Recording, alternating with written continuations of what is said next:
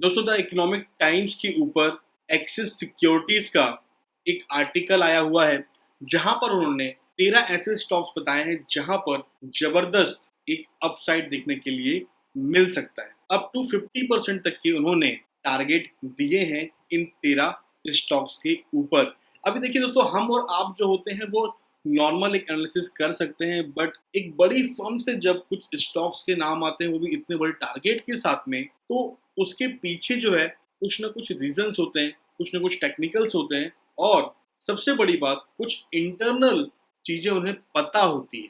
उन्होंने उनकी balance sheet को खंगाला हुआ होता है, उन्हें उन स्टॉक्स का पोटेंशियल पता होता है कि वो कितना और ऊपर जा सकते हैं और उसको भी वो काफी ज्यादा क्रिस्प करके कम करके ही हमारे सामने लेकर आते हैं। क्या है वो आर्टिकल? दोस्तों आर्टिकल में जो 13 स्टॉक्स के नाम है मैं आपके सामने बताने वाला हूँ, साथ में उनके रीजंस भी बताने वाला हूँ कि उन्होंने क्यों चूज किया है।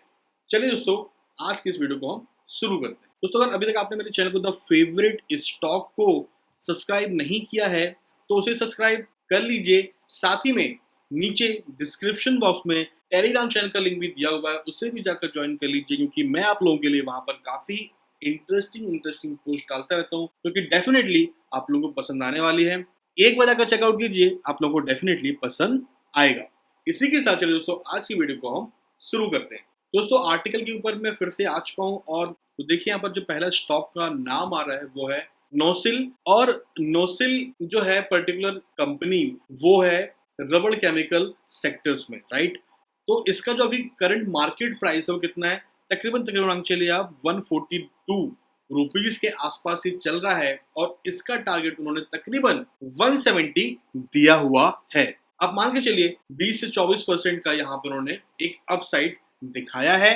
क्यों इसको लिया हुआ है, इसके बीच का रीजन क्या है? यहाँ पे लिखा हुआ है Axis Securities expected NOCIL to register revenue and earning CAGR of 20% and 24% respectively over the financial year 22-23। मतलब इस टाइम पर जो है इतने वो CAGR को एक्सपेक्ट कर रहे हैं कि 20% से 24% के बीच में जो है उनको रेवेन्यू में अर्निंग हो सकती है और उन्होंने टारगेट जो है वो 170 का दिया हुआ है। तो चलते हैं और देखते हैं अगला स्टॉक कौन सा है।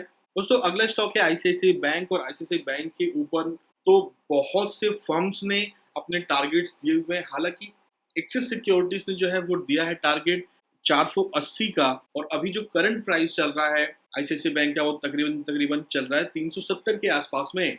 और मेरे ख्याल से तो 480 भी बहुत छोटा टारगेट है, ये डेफिनेटली इजीली 500 क्रॉस करने वाला है। इसके बारे में मेरे ख्याल से ज्यादा बोलना भी सही नहीं होगी, मेरे ख्याल से आप लोगों को ऑलरेडी स्टॉक के बारे में पता ही होगा। बस एक छोटी सी चीज बोलना चाहता हूं मैं कि ऑल ओवर द वर्ल्ड में ये सेकंड चर्चित स्टॉक है, सबसे ज्यादा डिमांडिंग स्टॉक अभी ICICI बैंक है। ना केवल डोमेस्टिक इंडिया में बल्कि इंटरनेशनली भी अभी बहुत कम की नजर ICICI बैंक के ऊपर है।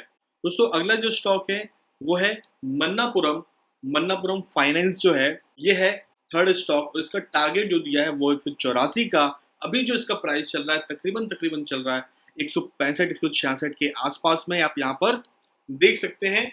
डेफिनेटली इस स्टॉक को देने के पीछे का रीजन हम सभी जानते हैं। अभी इसमें स्प्लिट हुआ था, पहले इसका प्राइस तकरीबन 1000 के आसपास था, स्प्लिट होने के बाद में अभी काफी कम प्राइस पे अवेलेबल है। Although Axis Securities expect cost optimization to add profitability, उन्होंने बताया हुआ है कि बैलेंस शीट जो liquidity remains comfortable with no funding challenges. तो यहाँ पर कोई फंडिंग की चैलेंजेस इनको दिखाई नहीं दे रहे हैं और अच्छी खासी प्रॉफिट में कॉस्ट ऑप्टिमाइजेशन के कारण यहाँ पर एक ग्रोथ दिखाई दे सकती है। तो डेफिनेटली आप इसको भी नोट डाउन कर लीजिए।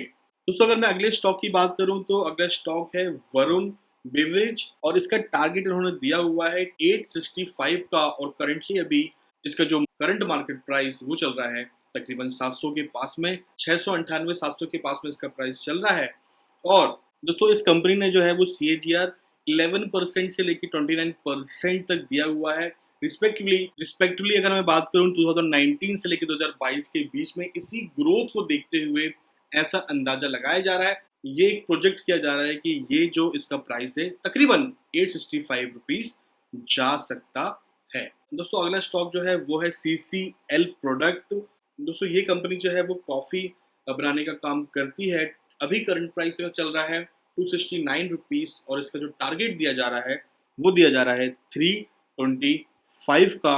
और इसका जो CAGR है वो 13%, 14% and 20% respectively over the financial year of 2022 तक ऐसा एक्सपेक्ट किया जा रहा है कि ये टारगेट को अचीव कर लेगा। दोस्तों अगली कंपनी का नाम है मिंडा इंडस्ट्री और ये बेसिकली जो है वो कार बनाने के कंस्ट्रक्शन में है, कार बनाने के मैन्युफैक्चरिंग इंडस्ट्री से बिलोंग करती है। और अभी जो इसका करंट प्राइस चल रहा है वो चल रहा है 331 रुपए, आप यहाँ पर देख सकते हैं। और इसका जो टारगेट दिया जा रहा है वो दिया जा रहा है 413 रुपए का। और इस पे जो ग्रोथ एक्सपेक्ट की जा रही है वो की जा रही है 11% से लेकर 31% तक over the financial year of 2022-23 आप यहाँ पर देख सकते हैं।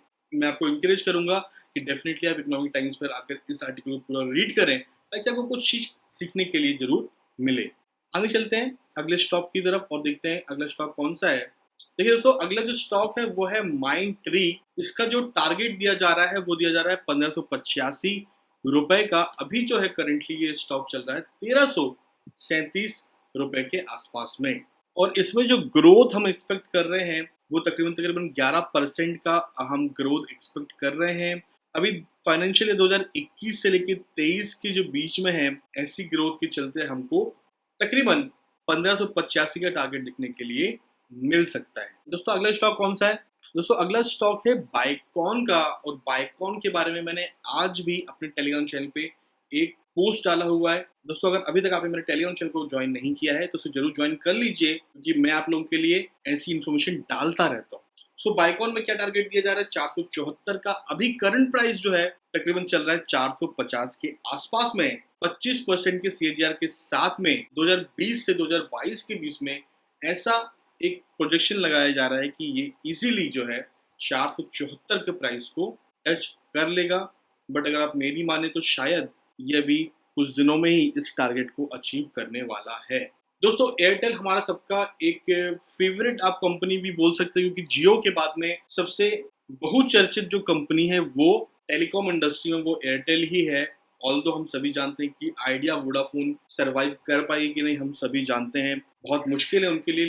लेकिन टेलीकॉम सेक्टर में ये दो कंपनी मतलब जियो और एयरटेल तो रहने ही वाली हैं। और इसका जो अभी का प्राइस चल रहा है तकरीबन 430 के आसपास चल रहा है और ये डेफिनेटली दोस्तों ग्रो करेगा। तकरीबन इसका जो टारगेट प्राइस दिया जा रहा है वो 650 का दिया जा रहा है। और मेरे ख्याल से ये बिल्कुल भी ओवर वैल्यूड नहीं है बल्कि एकदम सही है। दोस्तों अगला स्टॉक का नाम है HCL टेक्नोलॉजी और अभी जो करंट प्राइस चल रहा है HCL टेक्नोलॉजीज का वो तकरीबन 810 के आसपास चल रहा है। टारगेट दिया गया है इसका 900 रुपए का। और इसके पीछे का रीजन क्या है देखिए दोस्तों यहाँ पर लिखा हुआ है HCL tech has received various digital transformation deals worth more than $2.4 billion in Q1 financial 21। So definitely इस चीज का इफेक्ट हमको आने वाले दिनों में दिखाई देगा और इसीलिए ही इसका जो प्रोजेक्शन लगाया जा रहा है, टारगेट जो बताया जा रहा है वो 900 का बताया जा रहा है। हालांकि देखिए आप सभी कंपनीज में आपने चीज गौर करी होगी कि बहुत ही कम टारगेट दिया गया है और इससे बहुत ऊपर इनमें से कुछ शेयर डेफिनेटली जाने वाले हैं। ये सब आप मेरे ख्याल से जानते ही हैं। दोस्तों अगला जो स्टॉक है वो है आरती ड्रग्स। हम सभी जानते हैं कि आरती ड्रग्स जो है इसमें भी स्प्लिट हुआ है। तकरीबन शेयर जो है वो 2000 के ऊपर था और स्प्लिट होने के बाद में अभी ये बहुत ही वैल्यूएबल प्राइस पे मिल रहा है। फार्मा इंडस्ट्री की जबरदस्त कंपनी है और अभी का जो इसका प्राइस है वो 810 के आसपास है जो कि मेरे ख्याल से 844 जो टारगेट दिया गया ये बहुत ही जल्दी अचीव हो जाने वाला है। इसमें 2 से 3 साल का टाइम बिल्कुल भी नहीं लगने वाला है जो कि यहाँ पर लिखा हुआ है। दोस्तों अगली जो कंपनी है वो है एंड्योरेंस टेक्नोलॉजीज। इसका जो टारगेट प्राइस दिया गया है वो दिया गया है 1190 रुपए। अभी करेंटली ये चल रहा है 1134 रुपए में। इस पे दोस्तों तकरीबन मान के चलिए 35% का CAGR बताया जा रहा है। देखिए दोस्तों यहाँ पर क्या लिखा हुआ है, market leadership with the market share around 35% in suspensions, 25% in the hydraulic braking system and 20% in disc braking system और 16% जो है वो ट्रांसमिशन में है। तो कहाँ पर कौन से पार्ट में कितने परसेंट है उसको डिवर्सिफाई किया हुआ है। और दोस्तों सबसे बड़ा जो कारण है ऊपर जाने के लिए वो क्या है, वो है outperform the industry given its streaky relations with original European makers. दोस्तों ये एक बहुत बड़ा रीजन हो सकता है इसके ऊपर जाने के पीछे। दोस्तों जो लास्ट शेयर इन्होंने बताया हुआ है एक्सिस सिक्योरिटीज ने, वो बताया है डॉक्टर रेड्डी को, और अभी जो इसका प्राइस चल रहा है वो चल रहा है 5100 के पास में। और इन्होंने जो है इसका टारगेट बताया हुआ है 6200 का। आप यहाँ पर दोस्तों देख सकते हैं। फार्मा इंडस्ट्री की दोस्तों ये जबरदस्त एक कंपनी है, आप इसे एक लीडर बोल सकते हैं। और दोस्तों इस कंपनी को यहाँ पर रखने में कोई ताज्जुब वाली बात नहीं है, क्योंकि ये शेयर ऑलरेडी बहुत नीचे है। अभी आईसीआईसीआई बैंक हो गया, डॉक्टर रेड्डी हो गया, इनको तो ऊपर जाना ही है। हालांकि मेरे हिसाब से तो टारगेट इन्होंने बहुत ही कम दिया है, आपको इनसे ऊपर ही इनमें से कुछ शेयर डेफिनेटली जाते हुए दिखाई। दोस्तों आप लोगों को कौन सा स्टॉक पसंद आया मुझे कमेंट करके जरूर बताइएगा। अगर वीडियो पसंद आया तो वीडियो को लाइक करना बिल्कुल भी मत भूलिएगा। दोस्तों अगर आपके पास कोई डीमैट अकाउंट नहीं है तो उसकी थोड़ी सी इन्फॉर्मेशन मैं आपको देना चाहता हूँ। फ्री में आप डीमैट अकाउंट कैसे खोल सकते हैं और बेस्ट ब्रोकर के साथ में आप कैसे डीमैट अकाउंट खोल सकते हैं उसकी इन्फॉर्मेशन मैं आपको देने वाला हूँ। अगर आपके पास में ऑलरेडी डीमैट अकाउंट है तो आप वीडियो को स्किप कर सकते हैं, अदरवाइज आप बने रह सकते हैं मेरे साथ डीमैट अकाउंट की ओपनिंग की इन्फॉर्मेशन के लिए। दोस्तों वीडियो के डिस्क्रिप्शन बॉक्स में 2 लिंक मैंने दिए हुए हैं। जो नीचे वाला लिंक है ये वाला, इस पर अगर आप क्लिक करेंगे तो यहाँ पर आपका जो अकाउंट है वो एकदम फ्रीली ओपन होगा, कोई भी पैसे आपको देने नहीं पड़ेंगे। एंजल ब्रोकर को आप सभी जानते होंगे, एक्टिव यूजर के मामले में ये इंडिया में 4th नंबर पर आती है। और पहले जो था दोस्तों इसका पूरा जो काम था वो ऑफलाइन बेस पे था, मतलब ऑल ओवर द इंडिया में इनके ऑफिस खुले हुए थे। और आज से अगर मैं 4 से 5 साल पहले की बात करूँ तो ये नंबर 1 पर ये कंपनी थी। बट अभी ऑनलाइन जमाना आ गया है, ऑनलाइन ट्रेडिंग का जमाना आ गया है, सभी ऑनलाइन काम करते हैं। तो इन्होंने भी अपने बिजनेस को ट्रांसफॉर्म किया है पूरा, अभी ये ऑनलाइन में शिफ्ट हो चुके हैं। अब आपको बिल्कुल भी कहीं जाना नहीं पड़ेगा और आप घर बैठे बैठे यहाँ पर अकाउंट ओपन करवा सकते हैं। प्लस इनकी बहुत सारे बेनिफिट्स हैं, इनके पास बहुत सी रिसर्च रहती है, इनके पास बहुत सारे एनालिसिस रहते हैं जो आप लोगों के लिए रिसर्च करके देते हैं। तो एक ऐसी ब्रोकर के साथ में अकाउंट खुलवाना I think it's a good thing, वो भी अगर आपका अकाउंट फ्री में ओपन हो रहा है तो इस लिंक पर आप क्लिक कीजिए। कुछ डिटेल आपको फिल करने के लिए बोलेगा, 1 दिन के अंदर आपका सारा अकाउंट ओपन हो जाएगा एंड अगले दिन से ही आप ट्रेडिंग की शुरुआत डेफिनेटली कर पाएंगे। अगर आपको जीरो में अपना अकाउंट ओपन करवाना है तो वहां पर आपको 200 रुपए पे करने पड़ेंगे। आपको इस लिंक पे क्लिक करना है एंड बताने की जरूरत नहीं है, नंबर 1 इंडिया का ये ब्रोकर है, तो आप चाहें तो यहाँ पर भी अपना अकाउंट ओपन करवा सकते हैं। अगर आप इक्विटी में अपना अकाउंट ओपन करवाएंगे तो मात्र 200 रुपए में आपका अकाउंट ओपन हो जाएगा।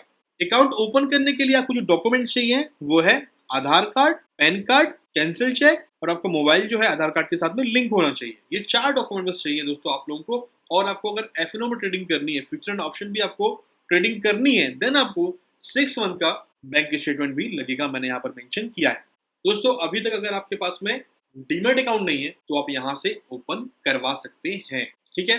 और दोस्तों अकाउंट ओपनिंग में आपको अगर कोई भी प्रॉब्लम होती है तो मुझे नीचे कमेंट बॉक्स में अपना क्वेश्चन लिखिए, मैं आपको डेफिनेटली रिस्पॉन्स करूंगा, दैट इज माई रिस्पॉन्सिबिलिटी।